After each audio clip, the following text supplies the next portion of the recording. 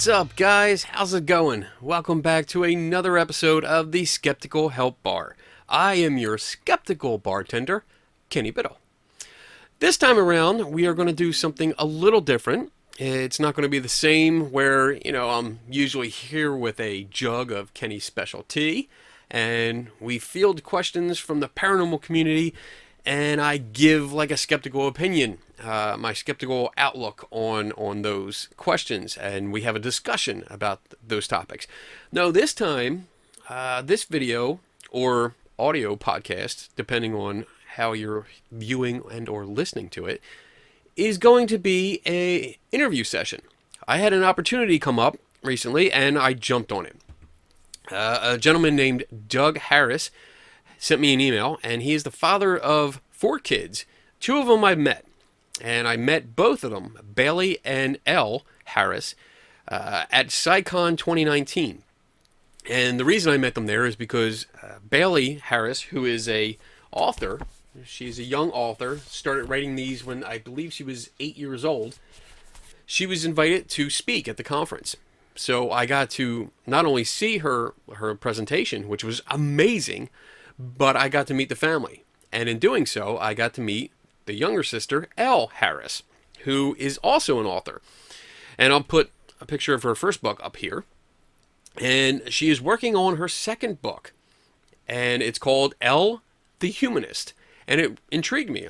I like what they're doing. I like the children's books that they write because they're very good. They're science oriented, and they show you that you can think critically. You can apply a little bit of skepticism to some of the things that are going on, the ideas that are out there about the universe and evolution and animals and even religion. It's really, really good books.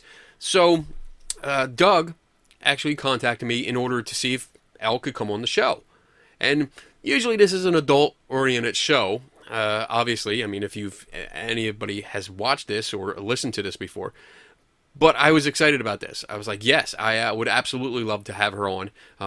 I know her as Miss Cool because at this conference that we were at, and I think I get into this during the interview, but I had a name tag that said Mr. Awesome on it. And when Elle saw it, she loved it, and she got her own name tag that said Miss Cool. She wrote Miss Cool on it and wore it around the rest of the conference, which was cool. We bonded. We're buddies. We're BFFs now. So there. So yeah, so the big difference is not only am I going to interview Elle, who is 9 years old, but I wanted to make sure everything was appropriate. So no drinking, no rum, no specialty, and I made sure everything was cleaned up a little bit in the background. No scary stuff or anything like that. But she's going to come on. We're going to do an interview. You're going to see it in a second. It's pre-recorded. And it was me, her, and her father. So you're going to hear about her book, what she did to get it ready, to get it going, what inspired her to do it. And we're going to also hear from her father and talk about some of the advice that he gave her daughter in order to deal with questions about religion, because she's growing up in a community that is basically religious. It's mostly religious, and their family is not. So, if anyone's out there that watches this that have these similar concerns or questions and wonder, what should I tell my children? What should I advise my children? Maybe this is a pretty good video you could watch and get some ideas from. And the Kickstarter campaign for her new book, which I'll put that up here too, again, if I haven't already, is going to be started. It'll start after this video is released. So I'll have the information, the links to the Kickstarter campaign in the description of this video and or podcast audio. So without further ado, I am going to shut my mouth and I'm going to let the interview play out so you can all meet this wonderful person, Elle the Humanist.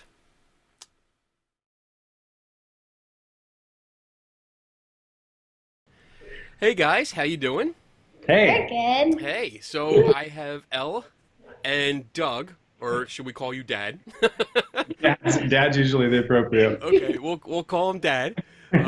But we're gonna talk a little bit about a project that you've been working on, Elle, like a very special project. So why don't we just jump right in? We actually met. We met at a science convention, right? Like Yes. when your dad sent me an email telling me about what you were up to, the first thing he said was, "Hey, Mrs. Cool or Miss Cool wants to talk to you." And I was like, "Oh, Miss Cool." I loved it. Why don't you tell me, do you remember the story? Do you remember how we met? It's It's like icon? on, yeah. Psycon. That's right. And I had a name tag that said Mr. Awesome. And then put mine as Mrs. Cool. That's right. Because, you're cool, Got to do it, right? That's one of my favorite pictures from that entire convention. We I had a lot of love that is one of the sweetest pictures. I love that. I got a lot of compliments on that, and it was just great. And you know what? When I edit the video, I'll put that picture up so people can Awesome. see what we're talking about. So you have a project going on, and first of all, how old are you, Elle? I'm 9 years old. 9 years old. Yes. Wow. And what grade are you in? I'm in third grade. Third grade. And you're taking on this project. Why don't you tell me a little bit about what are you doing? What's this project? Well, the project I'm doing is writing a book called Elle the Humanist. Well, we finished writing like all of the words and stuff, but they haven't finished putting some of the pictures in. And soon we're gonna have the full book. All right. It's going to be launched soon, published soon, hopefully. Yeah. Yeah. So Yeah, what published in it September. it's called Ella or Elle the Humanist, Yes. right? So can you tell me what a humanist is? A humanist is a person who's good without religion.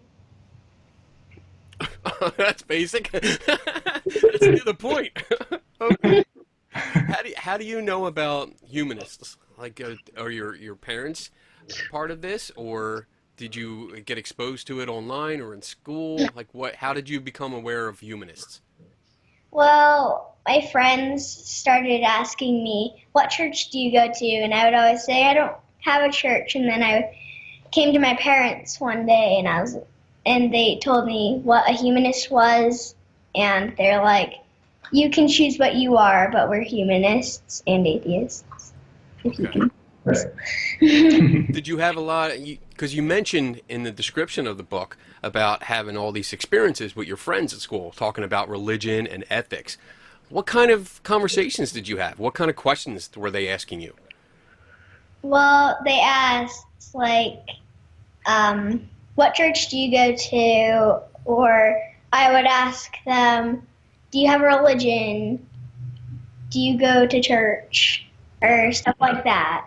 Only there's 23 people in my class, and I only know two in my class other than me that are humanists or whatever they call themselves, humanists or atheists. Okay. And everyone else has some kind of religion that they follow and their families follow. Yeah, that I know of. So they were how were they all just curious? Was anybody mean about it, or were they just all curious about it? Well, no one was mean about it, but one of my best friends named Penny, we were walking around. So we have a field at our school, and we walk around it during recess, and we were just talking, and then I asked her, well, she asked me, "What church do you go to?" And then I'm like, I don't go to church. And I told her, "What's your religion?" And she said, Mormon. And I'm like, "I'm an atheist." And she's like, "What?" She had no clue that there was any other religions than her religion, Wow. or like any other thing that you can believe in. Yeah, I had that too. When I was growing up, when I was real little, I was in a community that I grew up Catholic, and that was my community. Like I thought everyone was Catholic. That's just the way it was. Like I didn't know anybody else that was a different religion or no religion until I was in like high school. I didn't get exposed to anything else. So I can relate. I can totally understand where you're coming from. So after these conversations that you were having, did you come home and like ask your mom and dad for advice or like how to handle it? Um, yeah, I did a few times after the thing with my friend Penny. I asked them about like stuff about other religions, like what do they do in their religions? Because I didn't know much about that because I grew up learning about atheists and humanism. Okay. So, Dad, let me put you in the spotlight. Yeah. What was your thought process? What was going through your head when she came home and started asking these questions or telling you about these conversations? How did you approach this? And especially because I think I mentioned in our conversation that sometimes I do get questions from people during my Q&A podcasts of how to, I guess, approach when their kids start asking questions. So, I mean, this is a great opportunity for others to see what you guys did. Yeah. I think for us, we love the book Parenting Beyond Belief by Dale McGowan. Okay. It's kind of like our parenting Bible. And I think it's just really good examples from quite a few different parents. And, what it teaches, and in our experience, we have 4 children. Elle's our youngest, so we've been able to mess up a lot on the first 3. But I think it's been kind of a sweet experience with Elle because she's very confident in herself. She's very friendly. She knows everybody at school. She's kind of the social butterfly, and this was just a really positive experience for her. We're in Salt Lake City, so Okay.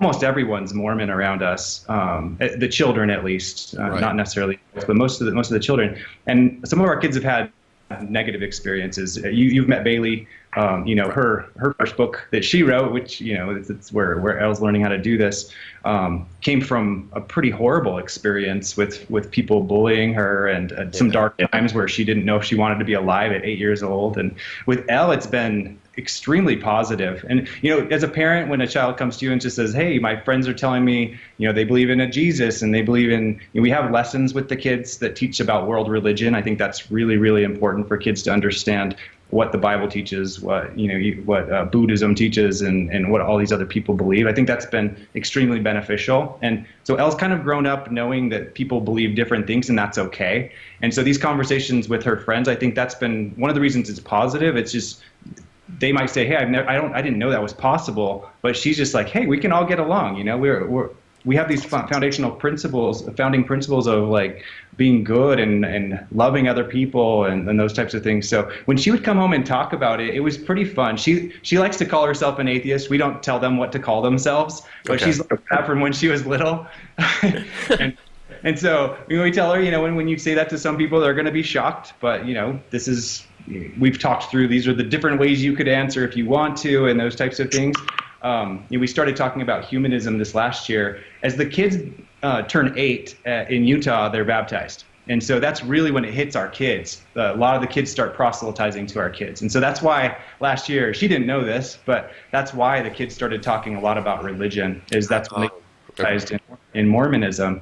And so it was just constant conversations. And it was such a positive experience with Elle. It's really fun. That's cool. I like the idea of teaching with different religions and saying this is the information about what other people believe, and it really broadens your horizons. It makes you aware that there's different people. It's not just what you grew up on, and I love that. I love that. And you mentioned Bailey and her experiences, and she spoke about that at SciCon. When she was up on stage, and that part was kind of heartbreaking, to hear the negative responses, and I think a lot of us have been there. So to hear that Elle's experience is much more positive is good to hear. It's really good to hear.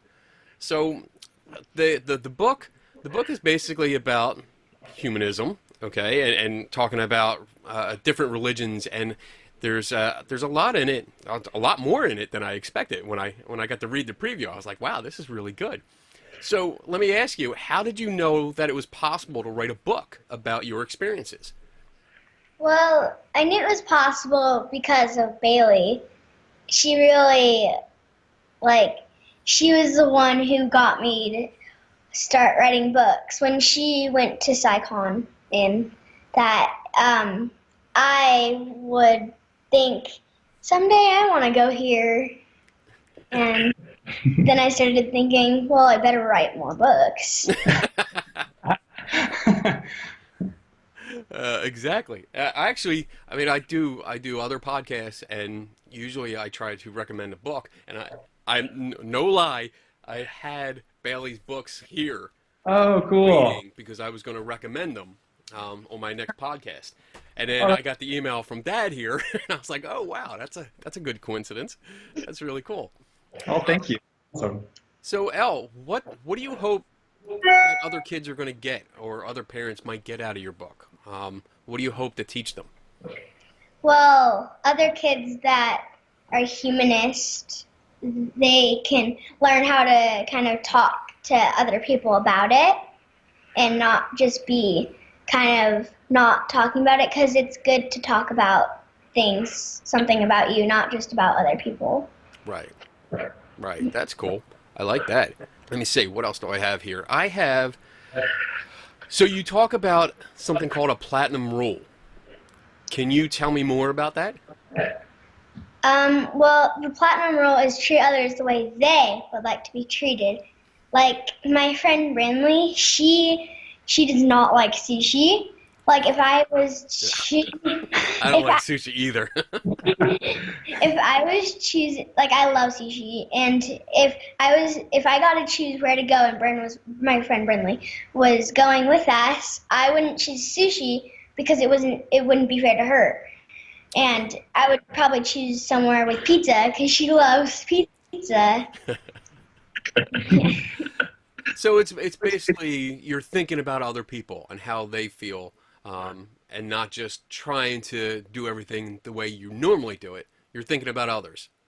Yes. Basically, that's a good idea. I try to do that too, and that was a lesson learned. Like I grew up the same way, thinking like, oh, everybody's the same. I'm going to treat them how I want to be treated, not thinking that, well, maybe they don't want to be treated the same way I'm treated. So, oh, all right. So I learned, but I learned it much later in life. So you got a lucky break. You're way ahead of me. So how long did it take to write the book? It took 9 months. 9 months? Wow. That what kind of work is involved? Like, why did it take so long? It took so long because we had to think about what to write, because there's a lot you can write about it, but it's hard to think about it all at once. Hmm. So it took a while to keep thinking about it. Also, to get pictures, like to for people to illustrate it. So Who that's did why. the illustrations? Was it one person or a bunch of people?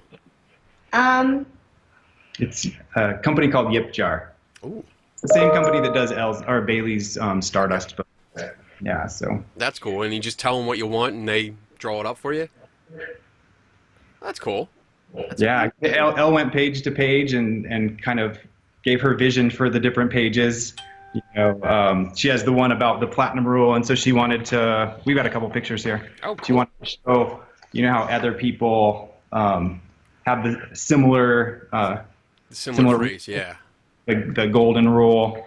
She wanted one with her, studying with her mom, learning about freedom and equality and human rights and, the things that she cared about. So she Right. kind of went through and we outline her vision for it, and then the designers come up with different options Oh, for her to that's choose. cool. That's fun. cool. And this is going to be launching pretty soon. This video will be released after it's launched. So when can we expect it to be available for like people like me? Because I'm going to buy it. Because I'm looking forward to it. I read it, but I like it, and I want a copy for myself. An autographed copy from Miss Cool. Cool. It'll be signed Miss Cool. Yeah. So we're actually going to be doing a Kickstarter for it starting on Tuesday, and this will sounds like it's going to air after that. Yes, yes. Tuesday morning, it will go live. It'll run for 30 days, and then it will be published in September. So the hardcover version and the ebook will come out in September. Okay, so we can find you on Kickstarter. Any specific place where can we find more information about the book and where to order it? So Elle has a website, Oh, ellethehumanist.com. oh, big time! That's awesome. I'll be sure to put the links up on the screen, and then I'll put them in the description of the video so people can click on them. And is there anything else you want to tell me about the book or about what's coming up? No? That's pretty simple, pretty to the point, right? Yes. That's awesome. Well, I had a tremendous time talking to you. This was awesome. It was good to see you again because I haven't seen you since the convention. And it's good to see you guys are doing good. You're holding up good during this whole quarantine pandemic thing. How is it where you are? It's good. My family's good. Yeah. Miss friends, but She misses her friends. But I, yeah, I miss my it's friends too. we're pretty spread out right here, so it's been pretty good, and our neighborhood's been pretty good about not about the social distancing. So Right. we're in pretty good shape right here, which is great. Good. Um, just need to keep it that way. Our family's healthy, our parents are healthy, Good. friends are healthy, so pretty good right now. Awesome. Awesome. Well, I'm going to wrap it up. Make sure you say hi to Bailey for me.